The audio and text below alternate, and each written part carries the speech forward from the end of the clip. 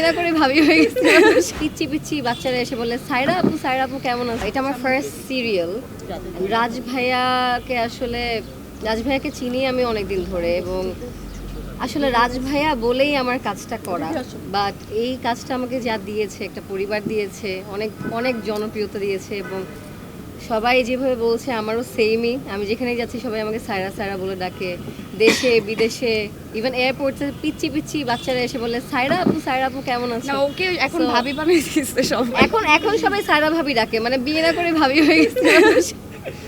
But jokes apart, আমার কাছে আমার মনে হয় যে এটা আমাদের এই গল্প করতে গিয়ে আমার যে সায়রা চরিত্রটা আমি করেছি, আমার ক্যারেক্টার আমি আসলে একটা এক্সপ্লোর করতে চাচ্ছিলাম যে এই টাইপের ক্যারেক্টারকে আমি করতে পারি কি না। রাজ ভাই আমার উপর বিশ্বাস করেছেন, অনেক অনেক ধন্যবাদ আপনাকে।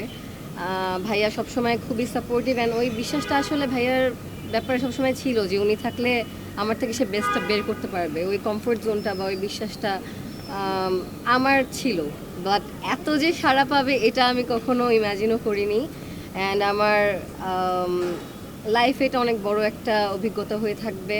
একটা সুন্দর পরিবার পেয়েছি, সবার সাথে বন্ডিং, মজা মাস্তি, প্লাস কাজটা সুন্দর, সব মিলে একটা মানে বেস্ট প্যাকেজ বলবো। আমার মনে হয় যে আমরা তো অনেক জায়গায় শুটিং টুটিং করি, কিন্তু আমরা সব জায়গায় আসলে এরকম কন্টেন্ট দর্শককে দিতে পারি না। এটার সবচেয়ে বড় রিজন হচ্ছে আমার মনে হয় যে আন্ডারস্ট্যান্ডিং, ফ্রেন্ডশিপ এবং কমফোর্ট জোন, যেটা আমাদের এই সেটটাতে সবার মধ্যেই বন্ডিং, আন্ডারস্ট্যান্ডিং, কমফোর্ট জোন, ফ্রেন্ডশিপটা হয়ে গেছে, যেখানে আসলে আমরা যেটাই করি সেটা একটা মজার কিছু হয়ে যায়। আর আমরা মানে we love to share it with our audience. So ওইভাবে আসলে করা এমন না যে আমরা কাজের প্রমোশনে করছি, বিকজ এটা আমাদের এই গল্পের আসলে প্রমোশন এখন আর করতে হয়নি। সো ওইটা আসলে একটা ফান আমাদের জন্য, plus at the same time আমাদের কাজটাও আমরা করে যাচ্ছি, আবার সেটে যেই মজাগুলো করছি ওটা আর কি সুন্দর অভিজ্ঞতাগুলো আমরা দর্শকের সাথে শেয়ার করি।